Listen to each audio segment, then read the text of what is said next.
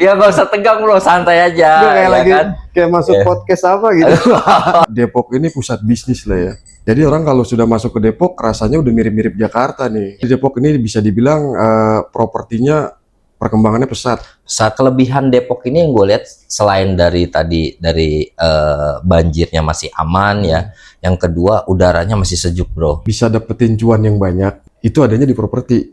Selama lu menjadi sales atau marketing, nominal terbesar lo yang pernah lu dapetin bro? Waduh, fee-nya, bro. kacau. Ya reward terbesar dari satu unit itu bisa di angka 1 sampai 55 juta gitu.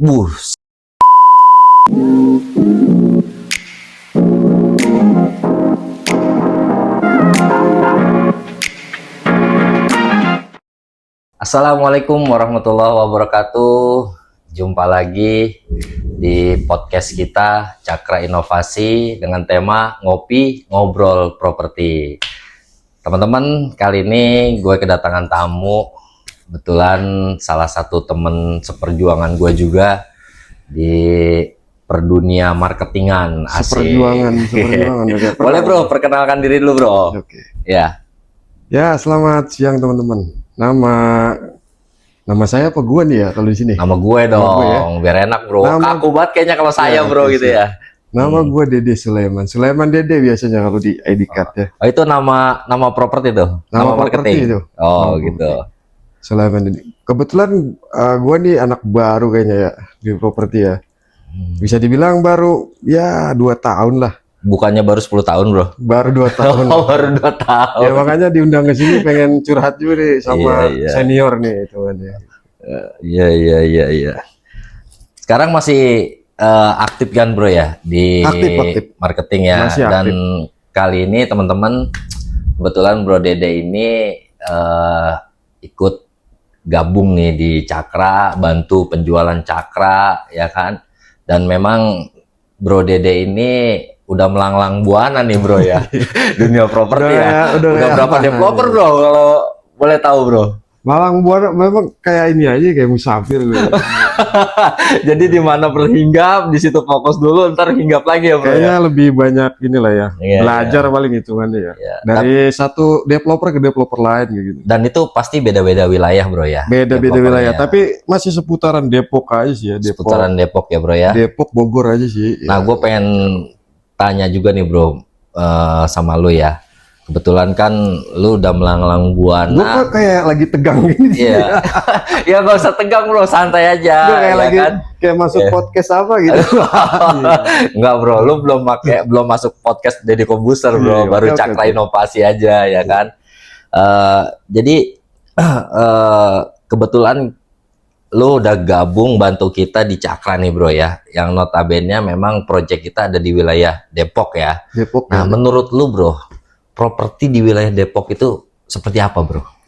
Kalau gue kan mungkin baru ya bang. 2 tahun terakhir ini kalau gue ada di Depok nih terkait properti, Depok itu udah jadi kota yang berkembang lah itu makanya. Oh, Dibanding sama Bogor mungkin ya, sama Bekasi, Depok ini karena udah nempel-nempel sama Jakarta nih. Mereka juga punya rumah-rumah yang memang sekarang itu bersaing banget sama Jakarta nih. Karena Jakarta. nempel-nempel.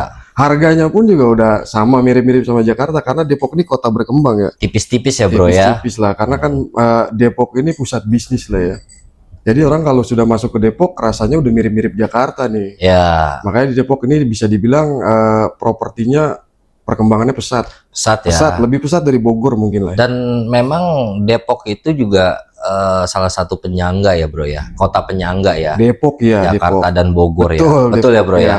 Dan secara keamanan dari segi banjir dan lain-lainnya itu mungkin masih dibilang baru 20% lah bro ya. Bisa dibilang Depok saat ini masih paling aman lah. Paling aman Paling ya bro aman ya, lah. pilihan paling aman di Paling wilayah Depok. aman. Karena Jakarta kan mereka punya punya minus banyak banjir Mas juga. Iya, iya, Kalau iya, Depok mungkin memang nggak se bagus Jakarta lah untuk pasarnya gitu.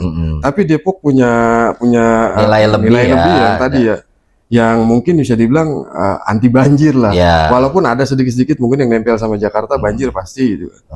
Tapi selebihnya sejauh ini Depok paling aman. Paling aman dan nggak menutup kemungkinan sebetulnya gini ya bro, balik lagi wilayah manapun yang dipilih sama teman-teman ya untuk pembelian rumah itu sebetulnya balik lagi ke trust ya bro ya. Iya, betul. Trust mereka dengan kebutuhan kan itu yang seperti kemarin gue udah bahas sebelumnya sama Bro Aryo ya.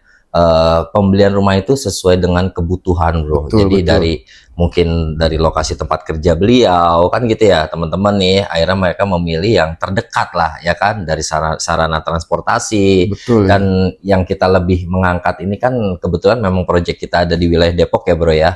Dan kelebihan Depok ini yang gue lihat selain dari tadi dari banjirnya masih aman ya, yang kedua udaranya masih sejuk bro. Betul itu, betul. Ya kan, dan airnya juga masih enak, masih bisa untuk diminum bro. Konsumsi dia. Konsumsi, benar nggak kan gitu ya. Nah, gue mau nanya nih bro sama lu ya. Sebelum lu jadi marketing itu, lu profesi lu sebagai apa bro? Wah gila ini. Ini kayaknya gue dikorek-korek. Oh iya dong, harus gua korek-korek. Karena gua harus tahu nih bro, akhirnya kenapa lu memilih sebagai marketing kan gitu. Berarti gua harus tahu dulu basic sebelum lu jadi marketing itu apa profesi lu. Ini ada di skrip gak sih? Gak ada nih. Ini skripnya memang agak berantakan bro, tapi tetap dalam satu tema sih bro gitu. Ini kayaknya ngebongkar diri sih sebenarnya. Marketing. Kalau marketing sebenarnya sih, sebenarnya kalau buat gue pribadi marketing tadinya marketing properti lah gitu. Marketing properti itu bukan pilihan sebenarnya sih. Oh, bukan pilihan. Bukan pilihan. Berarti sebelumnya lu profesi lu Ya, apa? makanya ada yang perlu dipahamin juga gitu. Kenapa gue bisa ada di properti gitu kan? Harusnya kan nggak di sini gitu. Dan ini bisa dibilang bertolak belakang lah sama kepinginan gue gitu. Kalau gue bisa milih gitu. Sebenarnya gue usaha, bro, usaha. Oh, gua. berarti lu pengusaha. Usaha. Basic lu sebenarnya pengusaha. Usaha gue. Nah, kenapa bro dengan usaha lu bro sampai lu beralih profesi ke dunia marketing properti bro? Sebenarnya banyak sih ya. Kemarin tuh masuk di era COVID lah ya, COVID-19 lah. Ya, harusnya usaha itu harus bisa jalan tuh. Karena semua sektor kan kena ya. Betul, Semua sektor kena. betul. Imbasnya banyak banget. Usaha gue di bidang sembako. Pangan itu udah paling kebutuhan pokok sebetulnya kan. Dan gue ini memposisikan diri gue sebagai supplier, bro. Kebetulan begitu COVID, barang tuh langka segala. Ya jatuh collab lah segala macam. Yang sampai bisa dikatakan dari apa yang gue kerjain kemarin, PR-nya tuh banyak, termasuk ya dari segi finansialnya lah. Yang Terutama akhirnya itu yang akhirnya gue memilih buat apa yang bisa ngebaliin lagi supaya bisa cepat pulih lagi gitu kan dari keadaan yang udah jatuh sebelumnya. Karena akhirnya ini properti. Oh, Ternyata. properti. Jawabannya properti. Properti. Kenapa? Gue tanya sama lu. Kenapa jawabannya hanya di sebagai marketing properti? Gue tanya sama lu, bro. Waktu pertama kali gue berpikir kan, lingkungan gue ada beberapa orang yang memang udah lama jadi marketing lah, properti lah khususnya. Oke. Dan bisa dapetin cuan yang banyak gitu kan. Itu adanya di properti. Dan pikiran gue saat itu ke situ aja gitu. Jadi lu nggak mau berpikir Enggak. terlalu jauh lah. Ya, jadi intinya lu nyari duit cepet hanya di bidang sebagai marketing properti. Iya, kayak gitu. Oke. Dan gue tanya nih bro ya, selama lu udah memilih itu kan mungkin ketika usaha lu collab ya kan, pastinya ya tidak menutup kemungkinan lu secara keuangan hancur-hancuran lah. Pasti. Terutama pasti kan meninggalkan banyak hutang lah ya. Betul. Tapi dengan lu masuk ke dunia marketing terselesaikan gak bro? Ya alhamdulillah setelah dari 2 tahun kan ya, artinya nggak lama kan? Nggak lama bro, 2 Ya, tahun iya. lu udah bisa nyelesain permasalahan ya, itu. Jadi 2 tahun itu secara bertahap lah ya, secara bertahap dari mulai bisa bayar yang kemarin punya PR kan gitu. Akhirnya sampai sekarang tahap mau beli rumah nih. Menarik banget ini teman-teman ya. Memang profesi sebagai sales bro ya, marketing itu kesannya ya bro ya. Ya mungkin di kalangan orang itu sales itu rendah mungkin. Tapi bagi mereka yang memahami dunia profesi sebagai sales, kita nggak menutup kemungkinan bro. Banyak pengusaha atau orang-orang kaya ya bro ya, terutama yang ada di Indonesia itu mereka mengawali karirnya sebagai sales bro. Ya kan, kita juga banyak kan menemukan seorang owner developer, mereka itu basicnya sales bro. Sales ya pasti. Karena memahami proses segala macamnya ya kan, sampai akhirnya ngebum pada saat satu masa atau satu waktu itu mereka memberanikan diri ya expand menjadi seorang developer yang awalnya kecil-kecilan, main 2 unit rumah, main 5 unit rumah, sampai akhirnya menjadi developer besar. Tapi menurut gua memang kita bukan lagi membanggakan profesi sebagai sales ya bro ya, tapi banyak kenyataannya memang banyak sales ini yang sukses bro ya. Teman-teman kita di luaran sana udah banyak keren-keren lah bro ya, banyak cerita ya, sampai lagi mereka yang udah menjual produk-produknya itu yang udah harganya mungkin di atas 10 miliar ya bro ya, dan duit-duit ya 10-50 juta mereka dapetin dalam 1 bulan tuh kecil banget kayaknya bro ya. Kecil kalau buat dia ya. Iya buat dia ya bro ya, tapi buat ya. kita masih sedikit berat nih bro, karena kita masih proses ya. Nah gue pengen tahu bro, selama lu menjadi sales atau marketing, berapa nominal terbesar lo yang pernah lu dapetin bro? Waduh, bro? Kacau, minta disepil nih. Oh iya dong bro. Jadi biar teman-teman tahu kan, takaran lu bisa membayar hutang-hutang lu, ya kan, permasalahan keuangan lu sebelumnya dari lu usaha yang jatuh, berarti kan ada takaran bro, ada target yang lu capai. Nah gue pengen tahu berapa terbesar yang pernah lu rasain bro untuk fee penjualan properti bro? Jadi kemarin tuh ada, gue punya inilah, artinya gini, gue punya afirmasi gitu kan, karena nominal sekian gue harus jual sekian gitu kan. Oh ya, jadi gue tahu nih yang mana harus gue jual, yang gue jual, karena nominalnya kelihatan kan. Iya. Makanya kayaknya harus cepet nih, jualnya harus 2 gitu kan. Maka pada saat itu gue nemuin satu properti yang memang rewardnya gede lah. Dia jual satu itu bisa sampai di 55 juta gitu. Artinya kalau gue bisa jual sekian, selesai nih, nggak banyak-banyak dong gitu kan. Akhirnya ya reward terbesar dari 1 unit itu bisa di angka sampai 55 juta gitu. 1 unit? 1 unit 55 makanya juta. Ya makanya bisa dibilang cepat, dalam keadaan 2 tahun gua udah bisa bangkit membalikin lagi. keadaan, bangkit lagi. Bahkan sekarang udah bisa punya planning, gue pengen punya rumah nih. Pengen punya rumah dan mau balikin usaha lu lagi. Oke. Teman-teman menarik banget kan ya.